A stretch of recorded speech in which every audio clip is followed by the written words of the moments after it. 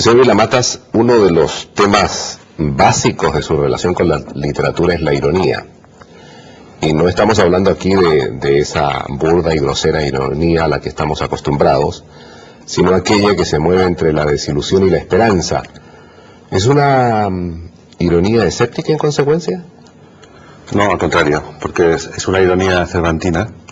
Es decir, sería, la escéptica tiene poco porque se mueve también con la esperanza, ¿no? Es decir, por ejemplo, la gran comprensión en el fondo de las actuaciones humanas, de la humanidad en general, a pesar, yo siempre ahora lo digo, pues de que los tiempos no son muy propicios para estar disculpando los defectos humanos, pero es cierto que se propone ser una ironía en la tradición de Cervantes, es decir, por tanto, benevolente.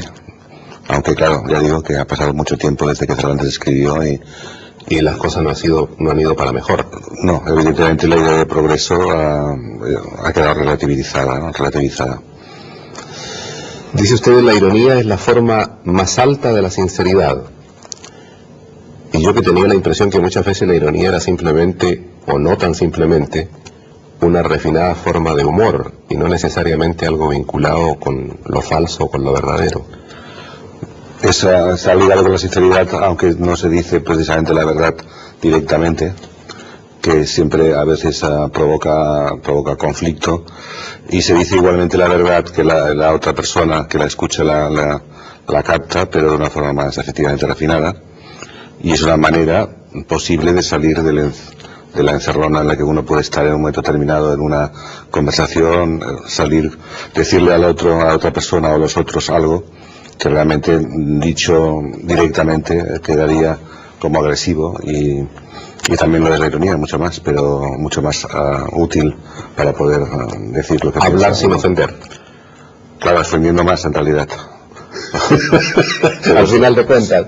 Sí, es decir, ofendiendo mucho más, pero claro, pero no con la palabra directa, grosera, sino explicando otra posibilidad. El humor siempre es una salida. No, la ironía de entrada no es un añadido, digamos, que ha venido después de la invención de la palabra, etcétera, ¿no? Sino que ya forma parte del mundo, es decir, no es una parte, una cosa nueva que llega de repente, que se llama ironía, que no es natural. Yo creo que forma parte de nuestra forma de ser y que ha existido siempre, y que en literatura pues ha sido utilizada en ocasiones con mucha habilidad. Es más, cuando usted concibo una literatura sin humor o sin ironía, es decir, si carece de humor e ironía, para mí no puede ser literatura. Ahora dice usted forma parte de nosotros, ¿se refiere al mundo en general o a ciertas culturas? Concretamente me refiero a los pueblos, y en este sentido correctamente empleado el término iberoamericanos, es decir, a todo lo que corresponde la península ibérica y los pueblos de América Latina. Bueno, pensaba más en general, pero si nos centramos en Latinoamérica, pues evidentemente todos sabemos sobradamente cuál es la ironía, ¿no? Y hasta los norteamericanos la conocen. Hasta cuando hablaban de Trujillo como nuestro hijo de puta, ¿no? Nuestro querido hijo de puta, pues eso es una alta ironía norteamericana, ¿no? Por ejemplo. Señor Vilamatas, pasemos de la ironía a la desesperación. La volubilidad del amor, la fragilidad de nuestro cuerpo, la abrumadora mezquindad que domina la vida social, la trágica soledad en la que en el fondo vivimos todos, los reveses de la amistad, la monotonía e insensibilidad que trae aparejada la costumbre de vivir. Si esas son sus razones para la desesperación, ¿cómo extrañarse entonces que le atraiga tanto el tema del suicidio? Es como para escuchar esta lista y lanzarse por la ventana. Bueno, esta lista, cada cual puede añadir algunas cosas más, cada persona, ¿no? Porque no es ni mucho menos suficiente. Es no incompleta. Sí, es incompleta. Y hay algunas de las cosas que nombro en la lista que no son exactamente, corresponden a mi caso personal, pero sí al caso general, que también pienso, ¿no? Y, por ejemplo, si digo los reveses de la amistad, no significa que en mi caso haya sufrido muchos reveses amistosos, pero sí que en definitiva también se cree mucho en la amistad a una edad juvenil, y más adelante esas amistades se rompen. Es decir, hablo mucho en general al poner esto. En cuanto si a esto lleva a la desesperación, sí, es una desesperación serena. La desesperación forma parte de las personas que piensan, ¿no? Es decir, saber que no existe en realidad ni el tiempo ni como decía Borges, no conocemos ni nuestra cara. Se refería a que no sabemos cuál es nuestro verdadero rostro, ¿no? No sabemos en qué momento del tiempo estamos. En realidad estamos en algún momento del tiempo, pero no en el que creemos. Y por lo tanto no sabemos nada. Todo esto conduce a que tampoco entendamos nada del mundo, desde mi punto de vista. Y precisamente porque no entendemos nada del mundo, yo me he refugiado bastante en la literatura que interpreta el mundo, y mi literatura se dirige hacia una interpretación del absurdo, o dándole lógica al absurdo. O sea, curiosamente la literatura sería la que le da un sentido a la vida, en concreto a la mía y a la de mis lectores, y el mundo es el que no carece por completo de sentido. Es decir, que la literatura es una tabla de salvación para escapar del absurdo absoluto de no saber quiénes somos. Yo voy a volver sobre este tema, pero me gustaría ver la segunda parte de la pregunta que le hacía yo, que tiene que ver con la desesperación, pero también por esa atracción por el suicidio. ¿Tiene usted atracción por el tema del suicidio? Bueno, de hecho ha escrito un libro sobre ello, ¿verdad? Suicidios ejemplares. Sí, pues es un tema que afronté en su momento, y no porque me quisiera suicidar, sino que quería indagar, igual que he indagado en mi libro Barter y compañía, sobre los escritores que dejan de escribir, que me parecía un misterio.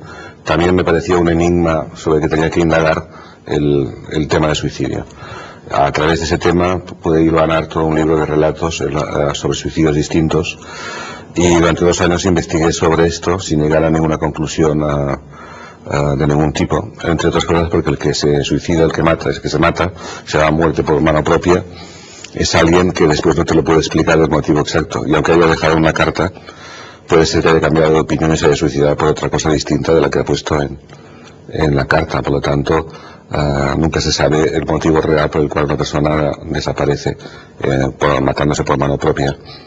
Es un tema que a mí me asustaba un poco afrontarlo en su momento, porque pensé que podía meterme demasiado en algo complicado, y aportándole ahora una nota de humor, yo vivo en Barcelona en una sexta planta, con un precipicio notable, un abismo notable, con una gran ventana, que es una ventana muy afortunada que da a la ciudad de Barcelona.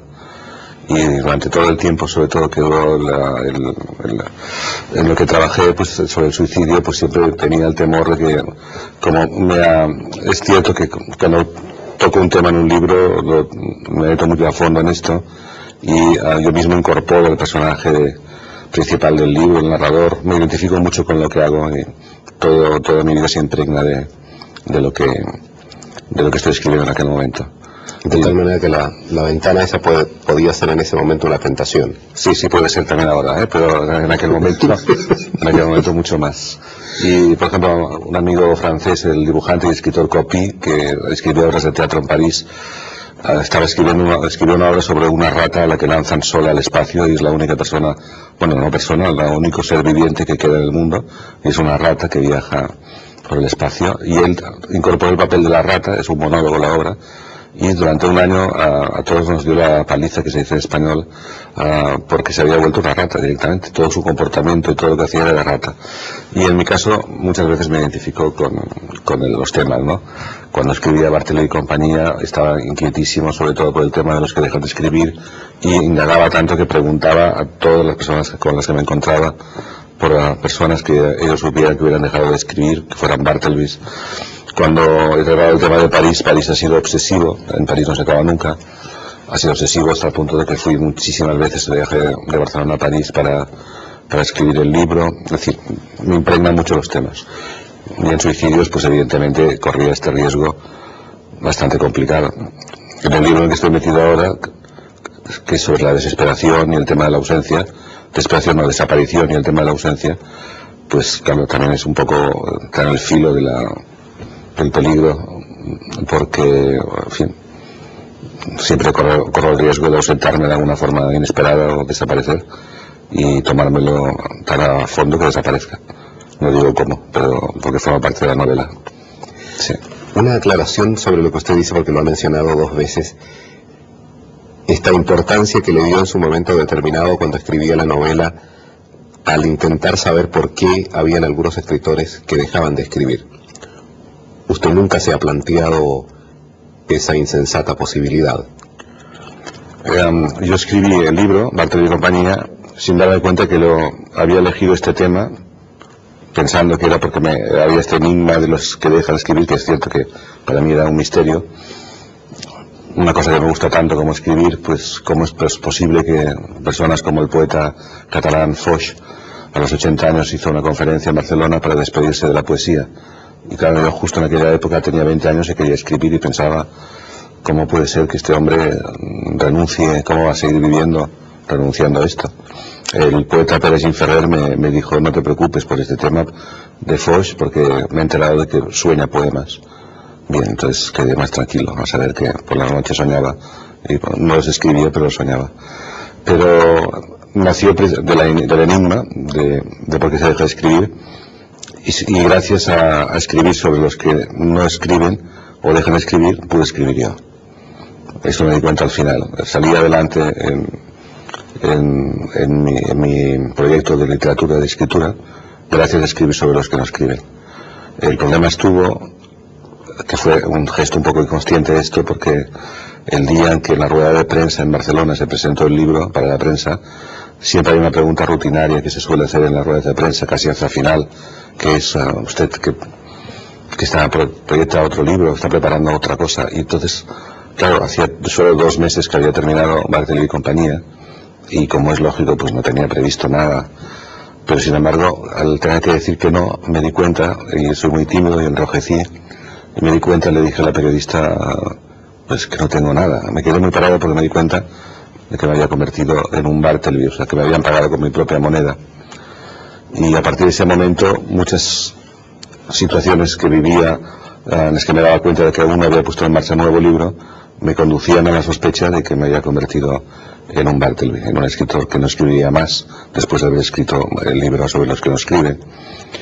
Y esto pensaba cómo lo voy a resolver, porque aunque queda muy bien, queda muy redondo, escribir un libro es dejar de escribir, y es muy elegante por otra parte, pues la necesidad enorme que tengo siempre de volcar mi expresión en la literatura me llevaba a necesitar escribir otro libro, fuera o no fuera, pero continuar con el proyecto literario que tenía. Y pensaba, bueno, si no escribo nunca nada más, me pasará aquello que le pasaba a Juan Rulfo, que le paraban por la calle y le decían a Juan Rulfo: ¿y para cuándo su próximo libro? Ya han pasado 20 años desde que usted publicó Y bien, o sea, el hombre estaba siempre asediado por esta pregunta.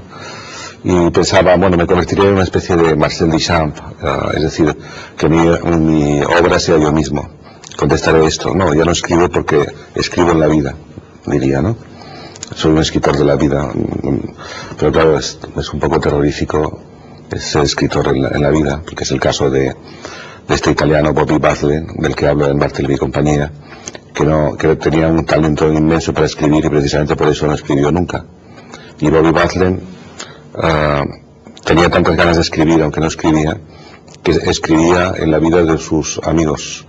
Es decir, presentaba a personas para que se conocieran y se casaran entre ellas, por poner un ejemplo. Se dedicaba a escribir cosas entre las personas que conocía, de forma que les complicaba la vida, porque los utilizaba como personajes y casaba a gente que no se conocía, casi presentándolos una noche. Es decir, que enredaba demasiado, casi mejor que se hubiera dedicado a escribir, ¿no? Ocurrió que un día me di cuenta de que el problema que tenía de no escribir en aquel momento, después de Barthelby y compañía, lo podía trasladar a un hijo inventado, que tendría mi problema, y yo sería un crítico literario que iría a visitarlo a su casa en Francia para convencerle de que siguiera escribiendo, al hijo de 20 años.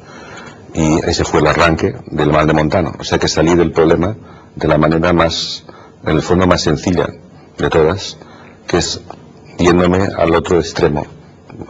Me fui en búsqueda de un personaje que se llama Montano, que es el personaje del crítico literario, que tiene tal afición por la literatura que no puede dejar de escribir y de pensar en literatura siempre. En definitiva, salir del problema de la forma que ahora parece muy sencilla y que quizá no lo es tanto, hay que saber encontrarla. Pero Bioy Casares decía que la inteligencia a veces sirve para escapar por un agujerito de un lugar donde estamos atrapados. Solo hay un agujerito, pero sí, hay que saber encontrarlo. Y eso evitará la angustia total, es decir, hay que saber encontrarla. Y en mi caso encontré la fórmula en la invención de un hijo, que sería el que estaría paralizado en lugar mío. El problema está en cuanto termine El mal de Montano, que ya había ido al otro extremo, a los que escriben mucho, y entonces dije, ¿y ahora qué? Y ahí sí que... Pero también mi literatura se caracteriza por ¿y ahora qué? Es decir, tenso mucho la cuerda, creo, en los libros que voy haciendo últimamente, como si buscara siempre el silencio, y cada vez pues se tensa más esa cuerda, ¿no? De hecho, pues el libro que preparo ahora ya es sobre la ausencia y la desaparición, y por lo tanto es evidente que también es un tema que tiene algo de cul-de-sac, de callejón sin salida. Quisiera volver una vez más al tema de la desesperación, porque a pesar de esa lista que yo le he dado al comienzo, usted se declara un optimista, en el sentido de que hay que ir por la vida con una sonrisa en los labios, con trágica falta de seriedad. Suena muy bonito, pero ¿cómo se logra eso?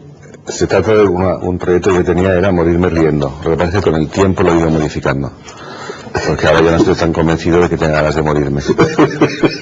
Sí, pero se trata de algo que cuando eres más joven proyectas. La idea más brillante para mí era haber visto este mundo con una gran sonrisa, y que aspiro en el fondo a que sea así, pero preferiría retrasar el momento de esta gran carcajada. Hay una frase muy bonita de un autor, pero que creo que es de Henri Michaud, que la incorporé a un libro mío, que le decía: alguien que está silbando por la calle no puede estar desesperado. Bueno, entonces yo no sé silbar, pero si supiera silbar pues sería una solución, porque realmente es casi imposible que alguien que está ocupado en algo, de alguna forma, tenga tiempo para pensar en la desesperación. Y la literatura sirve para esto también. Mientras escribo sobre la desesperación, o sobre la desaparición, o sobre el suicidio, o sobre el humor y la muerte, pues escapo un poco, aplazo un poco, digamos, la visión de la realidad, ¿no? De la realidad global del mundo y de mí mismo, de la verdad, vamos. Señor Matas, como usted verá, casi todas las preguntas que estoy haciendo para este programa de Radio Nederland están relacionadas exclusivamente con la literatura. Pero para mí es inevitable hacer una pregunta de su vida particular, porque en su obra París no se acaba nunca, usted dice al pasar algo decisivo. Cito textualmente: mi madre, genio y figura, la amé, pero ella no me amó a mí. En cualquier caso, no me sentó bien que muriera. Se trata ciertamente de una confesión y de ironía que para mí se queda a mitad de camino. ¿No es esta una situación, una tragedia que marca siempre, o para siempre, el desamor materno? Sí, sucede que en París no se acaba nunca, que es una novela autobiográfica, en un porcentaje altísimo. Si hay un personaje que está inventado es el de mi madre, y por eso muere. Mi madre está viva y todos los personajes son reales, menos el de mi madre, que me interesaba una madre despótica que cerraba el final de la novela, donde ella, que siempre me ha tratado muy mal, cuando regreso a Barcelona y mi padre me pregunta ¿por qué has vuelto? Yo digo, pues porque París en definitiva había mucha niebla, era muy triste, no tal, y mi madre añade, y era tan gris, que es lo que siempre me ha llamado mi madre a lo largo de mis años en la ficción de París no se acaba nunca, gris. Y ella dice, y era tan gris, y es tan gris París, como refiriéndose a mí también. Entonces, para poder cerrar la novela necesitaba una madre despótica que fuera distinta de la mía. La mía es de una bondad tan grande que es difícil que alguien pueda pensar, si la conocen, o ella misma pueda sospechar que hay algo de ella Es el único personaje inventado. Contestando a la pregunta, simplemente no ha muerto mi madre y por lo tanto no conozco, digamos, la intensidad de la tragedia. Si la llego a conocer, pues le daré un tratamiento muy distinto del que se da el narrador aquí en París, no se acaba nunca. Lo cual demuestra una vez más que es muy difícil creerle a los escritores, ¿verdad? En París no se acaba nunca, el porcentaje altísimo de autobiografía es grande, pero en ocasiones, por motivos de narración, pues cambian algunos personajes para dar un juego concreto. Y yo justamente he caído en ello. Bueno, lo peor fue mi padre, que también vive, que antes de que mi madre leyera la novela dijo: está muy bien la novela, pero has matado a tu madre. Y eso creó una situación un poco difícil, porque mi padre sí que es un lector literal entiende que si hablo de él es él, y aquí en la novela sí que es él, más o menos, pero no deja de ser un personaje. Pero creo una situación un poco difícil de explicar a mi madre, porque no había leído el libro y entendió directamente que le había matado, ¿no? Y eso, en fin, esto es lo mismo que cuando me proyecté en la novela El viaje vertical. Se trata de un hombre de 70 años, catalán, nacionalista catalán, que no ha viajado. En definitiva, adopté un poco la biografía de mi padre con su permiso, le pedí permiso. Le dije después, una vez adoptada tu trayectoria, le haré hacer cosas que no has hecho tú, no serás tuya. Bueno, dijo: si es así, pues puedes quedarte con los datos míos reales, fecha de nacimiento, aficiones como el póker, la política. Y entonces mi madre dijo: también voy a salir yo en esta novela. Y entonces mi padre se delató en su magnífico machismo por franquista, dijo: si no salgo yo en la novela, ¿cómo quieres salir tú? Que es muy fuerte. Pero yo me quedé muy tranquilo porque vi que le había convencido a él de que no era él, y por lo tanto tenía más libertad de movimientos para hablar de él. Pero aprovechemos la ocasión, porque usted acaba de decir efectivamente, en El viaje vertical se trata de un hombre ya de edad, un viejo, que es nacionalista. Y usted las tiene todas en contra del nacionalismo, ¿verdad? Bueno, mi actitud, digamos, si tengo un problema de identidad fundamental, o sea, es difícil que yo considere que soy español, catalán, europeo o que incluso que pertenezco al universo. Por lo tanto, es complicado que yo me escriba a una creencia casi religiosa como es el nacionalismo. Pero no estoy en contra, es decir, quiero a mi país, sobre todo a la ciudad de Barcelona. Si alguien ataca a Cataluña, pues sale en defensa inmediatamente. Lo único que no hago de eso un culto ni una dedicación. Pero reivindica el mestizaje. Sí, porque más en una ciudad como Barcelona, en la que en los últimos 30 años no ha sido la ciudad que aparece políticamente a través de la visión del presidente de Cataluña, de Jordi Pujol, que era una ciudad como tomada por la burguesía catalana y un proletariado andaluz que había llegado a la ciudad, sino que es una ciudad que se caracteriza precisamente por el amplio cosmopolitismo desde hace años, que no corresponde a la realidad política que tiene. Y en este sentido, la visión que daba Pujol de Cataluña es muy distinta, sobre todo de Barcelona, que es una ciudad ampliamente mestiza desde hace años. Incluso ya en época de Franco ya era había una ciudad subterránea alrededor de la ciudad, de la parte de las Ramblas, en la que ya había un mestizaje, se anunciaba la ciudad que es ahora. Y en este sentido no corresponde. Yo entiendo que en una ciudad como en Soria la gente sea soriana, ¿no? Es decir, que sean de Soria. No hay, cuando llega alguien de fuera, ven que hay alguien de fuera de Barcelona. Está muy bien que sabe el catalán, evidentemente, que es mi primera lengua, además, pero no soy en ese sentido un defensor absoluto de estas ideas, de estas creencias de ese estilo. El tema del nacionalismo es muy complicado porque no es el mismo nacionalismo de Hitler que el nacionalismo catalán democrático de Pujol, y no es lo mismo que el nacionalismo mexicano, por ejemplo, que es un nacionalismo muy respetable y que tiene un sentido también. O sea que cada nacionalismo también hay que estudiarlo en el texto expreso. Sí, el nacionalismo vasco y el catalán no se parecen, ni muchísimo menos. El nacionalismo catalán nunca adoraría una figura como el Sabino Arana, es decir, que era racista. Esto, un catalán, por lo que sea, no adoraría una figura de este estilo en su nacionalismo. Es un nacionalismo mucho más democrático y más civilizado, con todo lo bueno y malo que tiene, pero más europeo por otro lado. O sea que cada nacionalismo tiene su matiz. Volvamos a lo nuestro y hablemos concretamente de la escritura. Visto ya a lo lejos, dejada la juventud, señor Vila-Matas, ¿le sirvió realmente la cuartilla entregada por Marguerite Duras?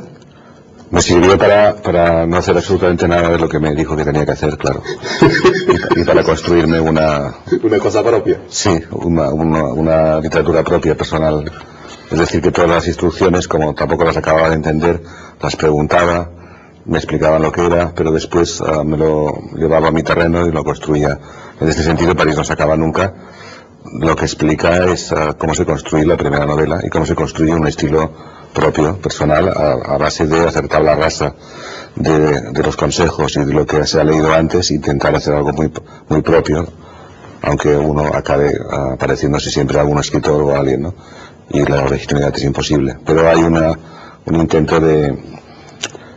Bueno, es evidente que los consejos en muchas ocasiones, pues, por muy de grandes escritores que provengan, pues no ayudan, no pueden ayudarte porque hay que descubrir las cosas por uno mismo, ¿no? Sin embargo, usted dice o sugiere cosas. Una de ellas es que, y no solo para la literatura, yo creo que también sería válido para el periodismo, es aquella que se relaciona con el sentido y la forma, con el contenido y la expresión. ¿No le parece casi un imposible que las palabras terminen diciendo lo que realmente sentimos? Yo sé que hay que intentarlo, pero ¿no nos quedamos siempre en eso, en un intento vano? Sí, con el tiempo he descubierto, que es como una cosa muy naif y muy ingenua, que cuanto más intento acercarme a lo que quiero decir, mejor. Me refiero que antes intentaba hacer una exhibición de estilo literario, por ejemplo, o de rareza, o llamar la atención con situaciones estrambóticas, etcétera. Con el tiempo he ido puliendo el estilo y intentando decir directamente cada vez más lo que intento explicar.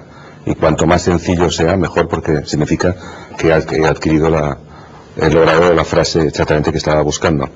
Pero esa frase que estás buscando es casi infinita, es difícil de lograrla con toda exactitud. Que existe una cierta desconfianza hacia las palabras es lógico, porque también no estamos muy convencidos de que una silla sea una silla, porque es una silla, ¿no?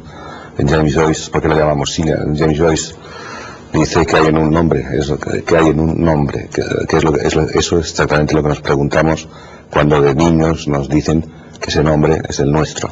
Efectivamente, yo creo que tenemos un segundo nombre, un nombre secreto,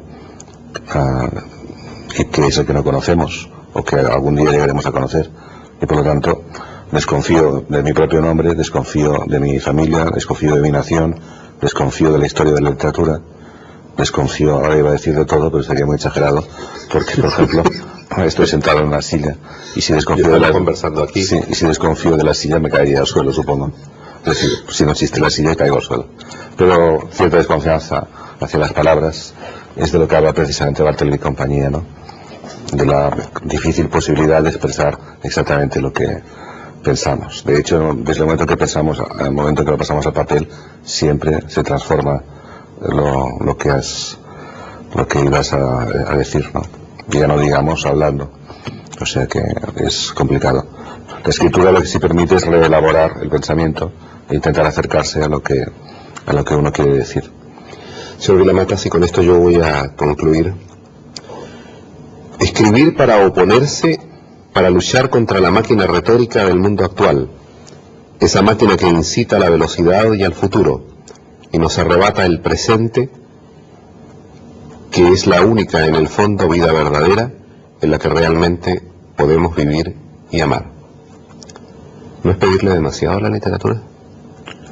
Bueno, sí, aquí hay la idea de escribir contra algo, porque siempre necesito escribir contra algo, contra una idea, y por lo tanto escribir sobre el presente, que es una locura, porque el presente se desvanece en el momento que lo pronunciamos, pero se trataría un poco de negar la idea de futuro, puesto que el futuro sí que es una figura retórica, nadie puede hablar del futuro más que como una figura retórica, porque no existe, salvo como palabra. Está el pasado, que permanece en el presente, el pasado que permanece en el presente, que fluye, que está fluyendo en estos momentos entre nosotros, que es el pasado. Y de ahí, por ejemplo, esta imagen maravillosa de esta amiga del escritor alemán Sebald, que entra en un colegio en el que 30 años antes, un colegio alemán en el que 30 años antes, ella había estado sentada en un aula con los niños del colegio como niña, y entra en esa aula 30 años después y oye al mismo profesor que 30 años después está diciendo las mismas cosas que decía hace 30 años. Ella ve esto y luego al salir del colegio se derrumba, cuenta Sebald, se derrumba y estalla en un llanto. ¿Qué ha ocurrido? ¿Qué es esa emoción? El descubrimiento de que el pasado está ahí, fluye y está presente, está, salvo que no sabemos verlo en ocasiones, y que el tiempo es distinto del que pensábamos.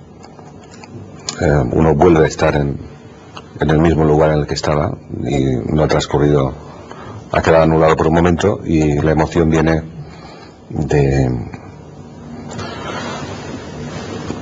no porque uno recuerde que fue feliz en la infancia o cosas de este estilo, sino porque comprende que todo está ahí. Lo que pasa es que no lo podemos desenterrar, pero está ahí. Y no lo vemos, claro, porque no estamos capacitados para ver el pasado todo entero de golpe, ¿no? De esto hablaba Proust también, que decía que si pudiéramos ver de golpe todo nuestro pasado, o todo de golpe la verdad, toda la verdad, pues naturalmente no podíamos resistirlo y caeríamos de espaldas y bueno, sería como una impresión a la que no estamos, para la que no estamos hechos. Es decir, que el pasado está aquí, el pasado. Y de ahí que sea tan lamentable cuando se pierde la memoria histórica, como en los tiempos que corren actualmente, en los que realmente todo avanza a una velocidad impresionante y se olvida, pues, hasta incluso, bueno, cosas de hace 2 años, parece que hayan pasado hace 30, ¿no? Por la velocidad de las noticias y sin embargo todas están ahí. Y para eso sirve la literatura, para reivindicar el presente. Para recuperar la memoria histórica también de la propia literatura, para recuperar la memoria de los muertos a los que hemos enterrado, pero que muchos de ellos no convendrían que estuvieran entre nosotros ahora. Faltan, es decir, faltan grandes genios del siglo XX que nos harían falta ahora, por ejemplo, y que teóricamente han muerto. Y incluso para intentar mejorar nuestro presente actual, que volvieran. Señor Vila Matas, muchísimas gracias. Gracias.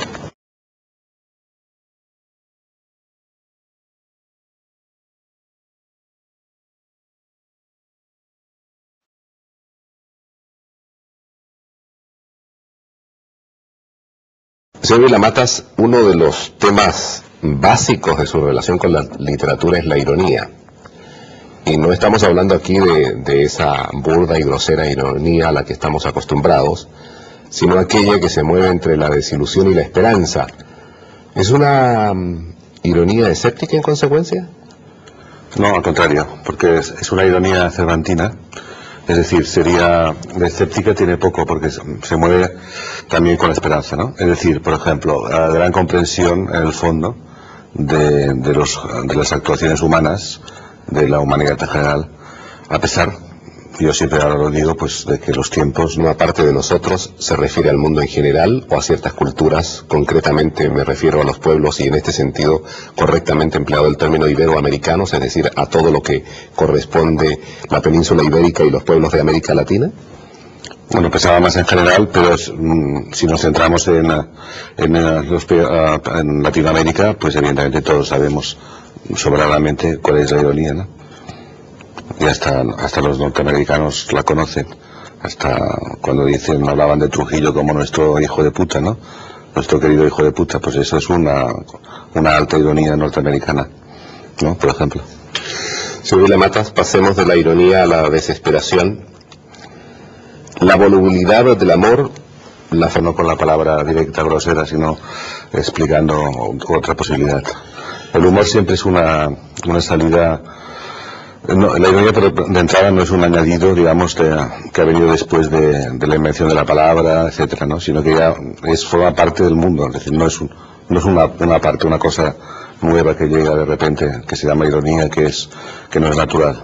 Yo creo que forma parte de nuestra forma de ser y que ha existido siempre, y que en literatura pues ha sido utilizada en ocasiones con mucha habilidad. Es más, cuando yo concibo una literatura sin humor o sin ironía. Es decir, si carece de humor e ironía, para mí no puede ser literatura. Ahora dice usted que no son muy propicios para estar disculpando los defectos humanos, pero es cierto que se propone ser una ironía en la tradición de Cervantes, es decir, por tanto, benevolente. Aunque claro, ya digo que ha pasado mucho tiempo desde que Cervantes escribió y las cosas no han ido para mejor. No, evidentemente la idea de progreso ha quedado relativizada, ¿no?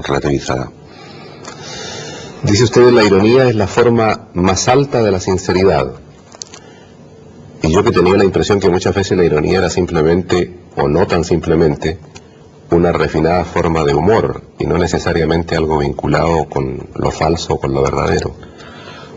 Está ligado con la sinceridad, aunque no se dice precisamente la verdad directamente, que siempre a veces provoca conflicto, y se dice igualmente la verdad que la otra persona que la escucha la capta, pero de una forma más efectivamente refinada, y es una manera posible de salir de la encerrona en la que uno puede estar en un momento determinado en una conversación, decirle a la otra persona o a los otros algo que realmente dicho directamente quedaría como agresivo, y también lo de la ironía mucho más, pero mucho más útil para poder decir lo que piensa. Hablar sin ofender.